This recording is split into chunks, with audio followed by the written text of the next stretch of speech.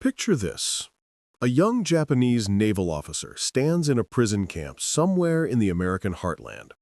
He's just been served a meal that contains more meat than his entire family saw in a month back home.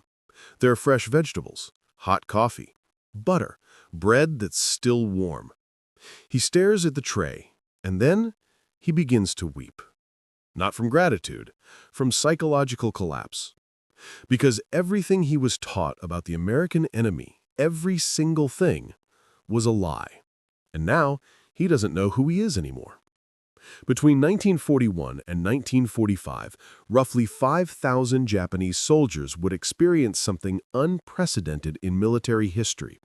Captured by an enemy they'd been programmed to believe would torture and mutilate them, only to discover that enemy would instead feed them, heal them, educate them, and in doing so, completely dismantle their understanding of honor, duty, and reality itself. This is the story of how America fought its strangest battle of World War II, not with bullets, but with kindness, not through violence, but through an almost cruel mercy that would prove more powerful than any weapon. And it began with the first prisoner, a man who washed ashore on a Hawaiian beach, desperately trying to complete the one mission he had left, his own death. Corporal David Akui had seen plenty of strange things on patrol that December morning in 1941. The entire island was in chaos. Pearl Harbor still smoldered on the horizon. Everyone expected a Japanese invasion force at any moment. But the half-drowned man clawing his way out of the surf at Waimanalo Beach, that was something else entirely. Ensign Kazuo Sakamaki wasn't supposed to be there. He was supposed to be dead, gloriously, heroically dead, after piloting his midget submarine into Pearl Harbor's inner defenses. Instead, every system on his vessel had failed. His commanding officer had died beside him, and after hours of desperate maneuvering, his submarine had run aground on a reef, forcing him to swim for shore. In Japanese military culture, this was beyond failure. This was contamination. Sakamaki had tried everything to avoid this moment. He had attempted to detonate his submarine with himself inside it. The charges failed. He'd tried to drown himself. His body refused. Now, as American soldiers surrounded him, weapons drawn, he made one final calculation. Surely they would execute him. The propaganda had been clear. Americans were barbaric. They would torture him for information, then kill him. He waited for the inevitable. Instead, a medic knelt beside him and began checking his injuries. "Can you walk? We need to get you to a hospital." Sakamaki's mind fractured. This wasn't how it was supposed to happen.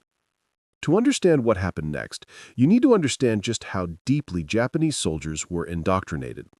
The 1941 Imperial Japanese Army Field Manual contained detailed instructions for virtually every combat scenario: jungle warfare, night attacks, naval bombardment. But there was one scenario it didn't cover at all: becoming a prisoner of war. Because that scenario was impossible. The manual literally stated, "Never live to experience the shame of capture." This wasn't a suggestion. It was the bedrock of military identity. Japanese soldiers were issued grenades specifically to use on themselves if capture became imminent. Officers carried swords for ritual suicide. The message was hammered into every recruit from day one. Your life belongs to the emperor, and you will surrender it before you surrender yourself. But the indoctrination went even deeper. Japanese soldiers were systematically taught that Allied forces, particularly Americans, were subhuman monsters who would commit unspeakable atrocities on prisoners. Training materials included graphic descriptions of supposed American torture methods. Soldiers were told that Americans would skin prisoners alive, conduct vivisection experiments, even practice cannibalism. The horrifying irony? While Japanese soldiers were being programmed to fear American brutality, the Imperial Japanese Army was systematically committing real atrocities across Asia that would ultimately kill 27% of all Allied prisoners in their custody, nearly 7 times the death rate in German and Italian camps. The Burma Death March, the Burma Railway, medical experimentation at Unit 731. These were happening as Sakamaki received treatment in an American military hospital. He had no context for understanding his situation. Every meal they brought him was evidence of some elaborate deception.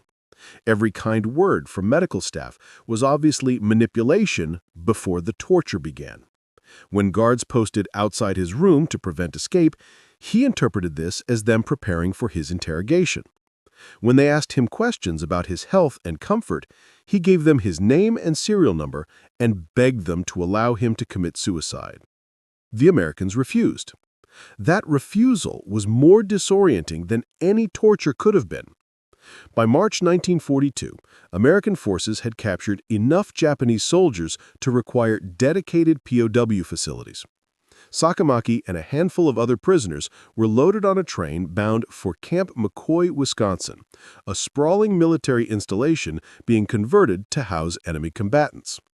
The train journey itself became Sakamaki's first real education about America. He had been taught that the United States was a weak, decadent nation on the verge of collapse, that Americans were soft and unprepared for war, that the bombing of Pearl Harbor would cripple them psychologically. Instead, looking out the train windows, he saw factories running at full capacity, cities blazing with electric light, no blackouts, no rationing visible to a casual observer. Citizens going about their business with a confidence that seemed impossible for a nation supposedly reeling from devastating attack. And the food, 3 meals a day, every day on a prisoner transport train. Rice, meat, vegetables, coffee. The portions were larger than what Japanese civilians had seen in years. One prisoner asked a guard, "Why do you feed us so much?"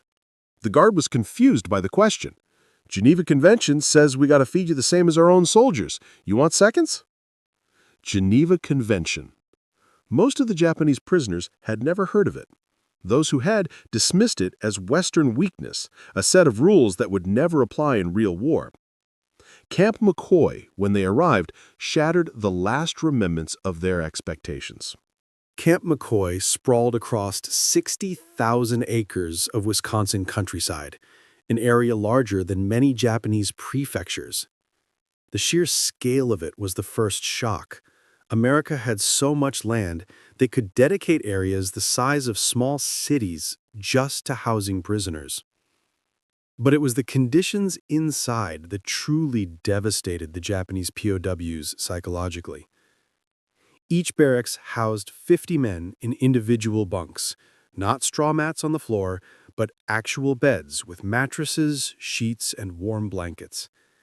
The buildings had electric lighting, central heating for Wisconsin's brutal winters, hot and cold running water, flush toilets, showers that actually worked.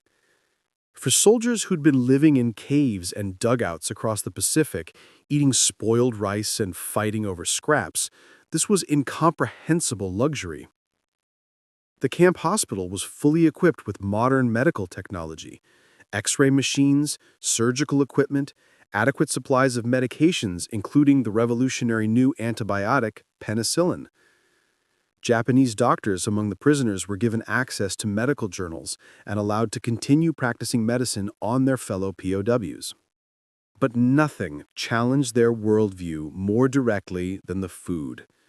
3 times a day, every day, Japanese POWs received meals totaling 2,800 calories, exactly what American soldiers were eating. Meat appeared at nearly every meal, fresh vegetables, bread with butter, coffee with sugar, occasionally desserts. Camp administrators even made accommodations for Japanese dietary preferences, providing rice and soy sauce after learning about cultural food norms. This broke something fundamental in the prisoners' understanding of reality. In the Japanese military, common soldiers regularly starved while officers hoarded supplies. Here, in an enemy prison camp, defeated warriors were asked about their food preferences. One prisoner later wrote, "I couldn't eat for 3 days after arriving. Every bite felt like swallowing proof that my entire life had been a lie. Camp McCoy's administration had received clear instructions from Washington: treat Japanese POWs strictly according to the Geneva Convention, regardless of how Japan treated American prisoners. Colonel Harold Rogers, the camp commandant, later admitted this was one of the hardest orders he'd ever followed. Reports were already coming back about Japanese treatment of Allied POWs, the forced marches, the starvation, the systematic brutality. Rogers had friends dying in Japanese prison camps, and he was being ordered to treat their captors with dignity and respect. But he followed orders, and in doing so, he accidentally deployed the most effective psychological warfare weapon in military history: genuine human decency.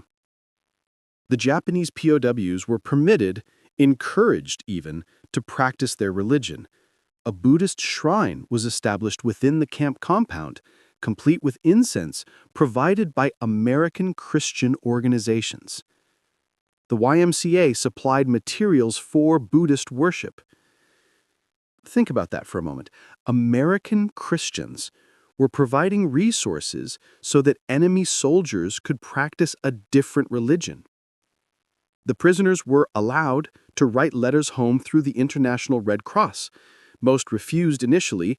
Their families believed them dead, which was the only honorable outcome for a captured soldier. But gradually, with persistent encouragement from camp staff, some began writing. When replies arrived expressing joy at their survival rather than shame at their capture, it created ripples of psychological crisis throughout the compound. The camp even established educational programs. Japanese POWs could study English, American history, mathematics, sciences. The camp library stocked books in Japanese, not propaganda, but actual literature and technical manuals. Soldiers who'd been forbidden to read anything but military materials for years suddenly had access to ideas their government had censored. Perhaps most devastating of all, the camp allowed Japanese POWs to interact with Nisei soldiers, Japanese Americans serving in the U.S. military. These were men of Japanese ancestry whose families were imprisoned in internment camps, yet who served America with distinction. The Japanese POWs couldn't process this. How could someone of Japanese blood fight for America?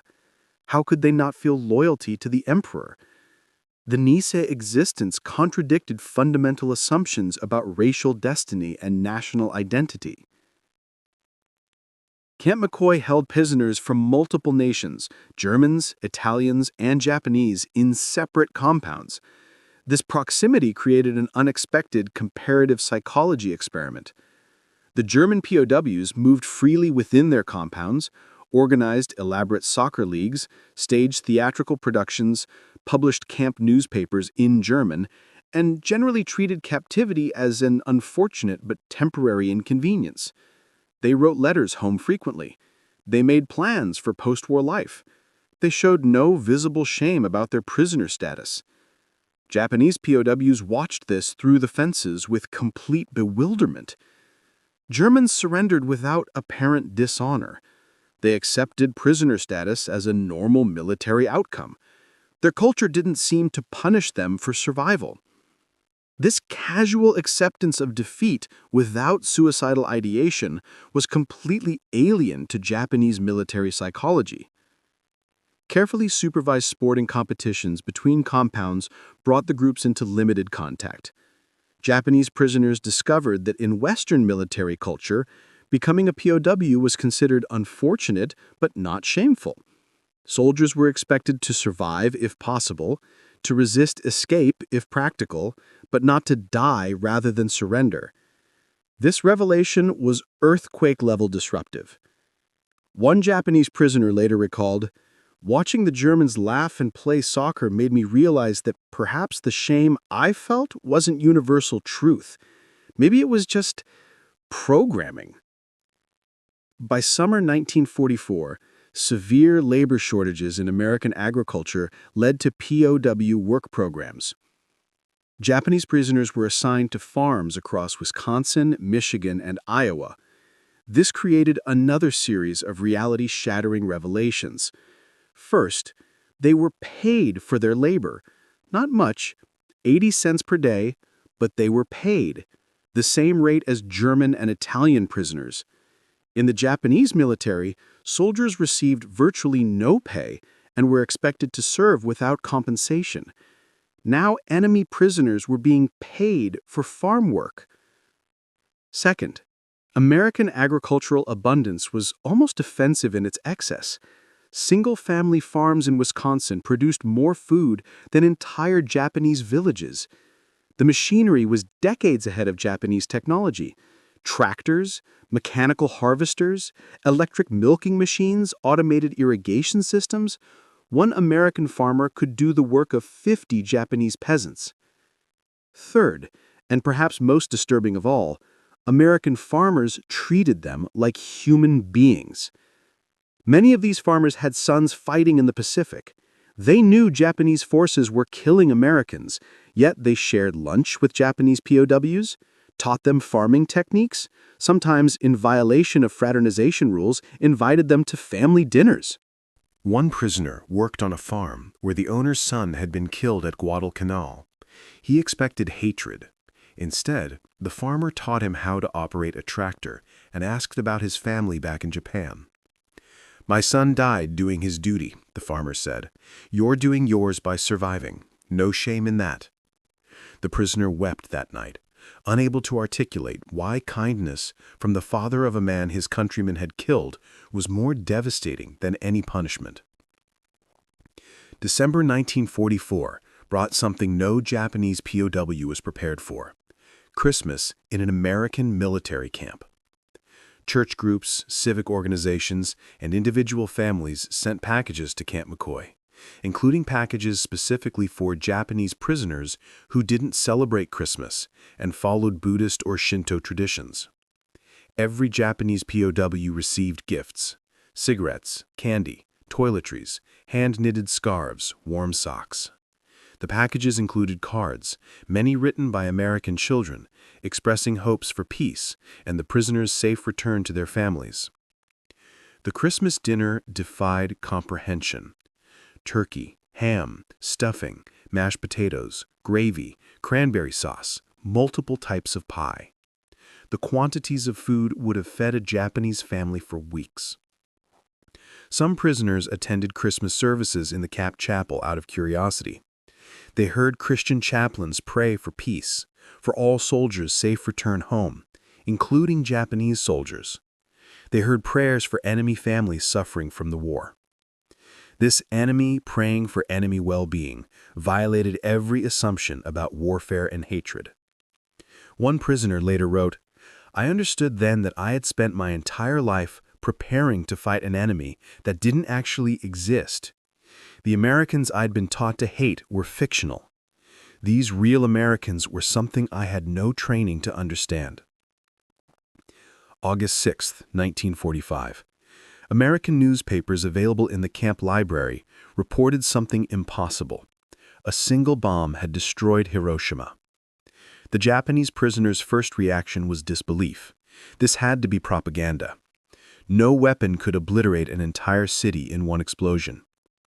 3 days later, Nagasaki. The reality became undeniable. But what truly shocked the prisoners was the American reaction. Not celebration, but somber reflection. Camp chaplains held special services, not to celebrate victory, but to mourn the dead. American staff expressed hope that such weapons would never be used again. The enemy was mourning enemy dead. This compassion for victims of their own weapon was incomprehensible to soldiers trained in total warfare philosophy. August 15, 1945. Emperor Hirohito's surrender broadcast reached Camp McCoy through translated newspaper reports. The Japanese POWs who had been captured believing the war would continue until the last Japanese person died suddenly faced existential crisis. The impossible had happened. Japan had surrendered. The American reaction stunned them again. No gloating, no abuse of now defenseless prisoners, no reduction in food or privileges. Instead, camp authorities instituted suicide watches and provided additional counseling, worried that the prisoners might try to kill themselves from shame. Colonel Rogers addressed the Japanese compound personally. "The war is over. You will return home when transportation is arranged. Until then, you remain under our protection. You came as enemies. You will leave as potential friends." Potential friends. The phrase seemed insane, yet it proved prophetic. Fall 1945 brought unexpected anxiety. Many Japanese POWs feared returning home. They had been transformed by their experience, educated in different ways of thinking, exposed to different values. They knew Japan was destroyed. They feared they would be rejected as contaminated by survival, stained by contact with the enemy. Camp McCoy instituted repatriation preparation programs, vocational training in skills needed for reconstruction, construction, electrical work, modern agriculture, basic medical training. The nation that had defeated Japan was now training Japanese prisoners to rebuild it.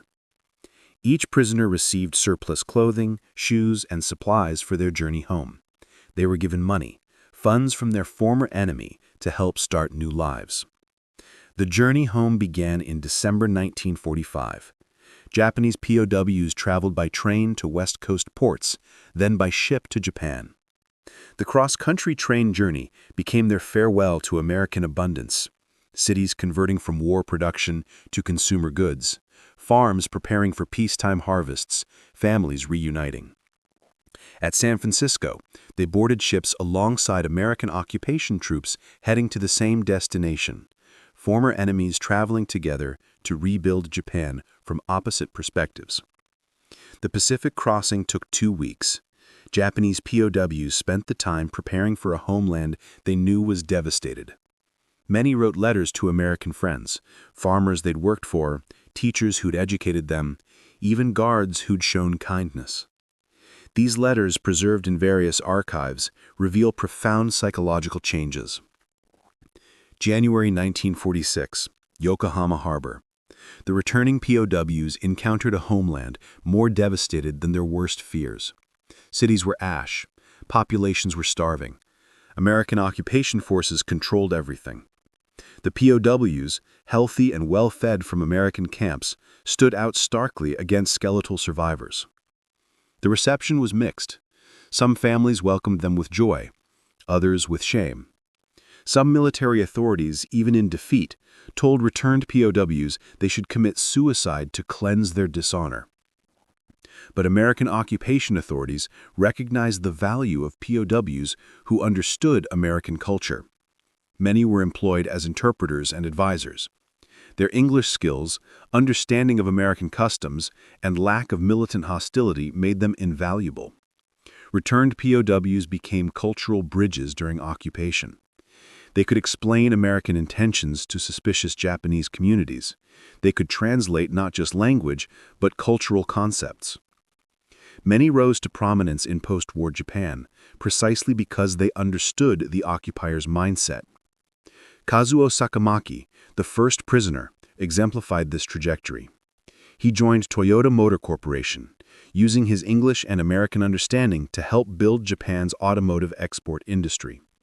By 1969, he was president of Toyota's Brazilian subsidiary, a career impossible without his POW experience. He lived until 1999, rarely speaking about the war until a 1991 conference where he was reunited with his submarine, now displayed in a Texas museum. Former POWs became unexpected agents of Japanese transformation. They introduced American farming techniques that revolutionized Japanese agriculture. They established businesses using American models.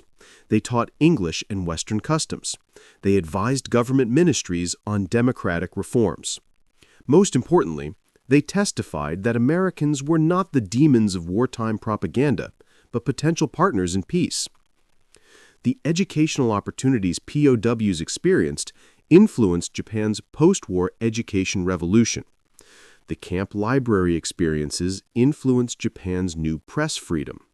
Exposure to different ways of organizing society helped former POWs contribute to Japan's transformation from militaristic empire to democratic nation. But the most profound impact was moral rather than material. Japanese soldiers, taught that mercy was weakness, discovered that American strength came partly from moral confidence, the ability to treat enemies humanely without fearing it would undermine victory. Former POWs struggled to articulate how American kindness had been more devastating to their worldview than cruelty would have been. Cruelty would have confirmed propaganda. Kindness destroyed it entirely. As details emerged about Japanese treatment of Allied POWs, Bataan, the Burma Railway, systematic abuse, former Japanese POWs who had experienced American humanity struggled with national shame and personal transformation. The POW experience cast long shadows across generations. Children of returned POWs often exhibited unusual characteristics in conformist Japanese society, questioning authority, valuing individual expression, pursuing international careers.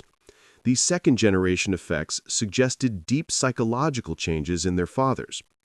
Grandchildren showed even stronger international orientation. Many studied abroad, particularly in America, drawn by family stories of unexpected kindness from former enemies. American scholars studied the Japanese POW experience, recognizing its value for understanding psychological indoctrination and transformation. How could deeply held beliefs be changed through experience rather than argument? The 50th anniversary of World War II's end in 1995 brought renewed attention. Joint Japanese-American commemorations included former POW testimonies about unexpected American kindness that helped transform enemies into allies. Sakamaki's 1991 return to America created particular media attention. The first Japanese POW meeting his submarine after 50 years provided powerful visual metaphor for transformation. Today, descendants of Japanese POWs and American camp personnel maintain connections initiated 80 years ago. The Camp McCoy History Center maintains Japanese POW archives, artifacts, letters, photographs donated by former prisoners and their families. Let's talk numbers. Approximately 5,000 Japanese POWs held in camps on U.S. mainland. Between 35,000 and 50,000 total Japanese POWs captured by the Western Allies during the entire war, a remarkably small number considering the Pacific War's scale. Camp McCoy, Wisconsin, largest U.S. camp, maximum 3,000 Japanese POWs. Other camps, Kennedy, Rhode Island, Clarinda, Iowa, and Angel Island, California. Daily rations, 2,800 calories, same as U.S. soldiers.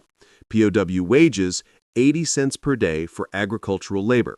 Mortality rate in U.S. camps, extremely low. Compare this to 27% mortality rate for Allied POWs in Japanese camps. Escape attempts, minimal. Most Japanese POWs made no attempt to escape. Post-war contact, many maintained correspondence with Americans for decades. The Japanese POW experience in America offers profound lessons about conflict resolution and peace building through humanity rather than vengeance. The success stemmed from principled adherence to international law, even when enemies horrifically violated those same laws. This asymmetric morality, treating enemies better than they treated you, proved strategically brilliant. Japanese POWs returned home as inadvertent American ambassadors. Their testimonies about unexpected kindness undermined anti-American propaganda more effectively than any information campaign. Here's what history teaches us through this story. America's greatest victory in the Pacific War wasn't military, it was moral.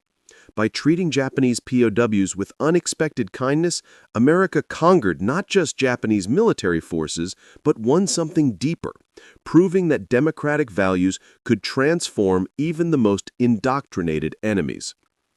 The approximately 5,000 Japanese prisoners who experienced American humanity on U.S. soil became seeds of democracy and friendship in formerly hostile ground. Today, when international conflicts seem intractable and enemies irredeemable, the Japanese POW experience offers hope. It proves that kindness can be stronger than cruelty, that mercy can achieve what force cannot, that today's enemies can become tomorrow's allies if treated with dignity despite past enmity. The camp chaplain who prayed for enemy dead, the farmers who shared lunch with prisoner workers, the families who sent Christmas gifts to enemies. These ordinary Americans demonstrating extraordinary decency achieved what military victory alone couldn't: genuine transformation of hearts and minds. The Japanese soldiers who expected torture but received kindness, who anticipated death but discovered life, who arrived as enemies but left as friends, remind us that transformation is possible even in humanity's darkest moments.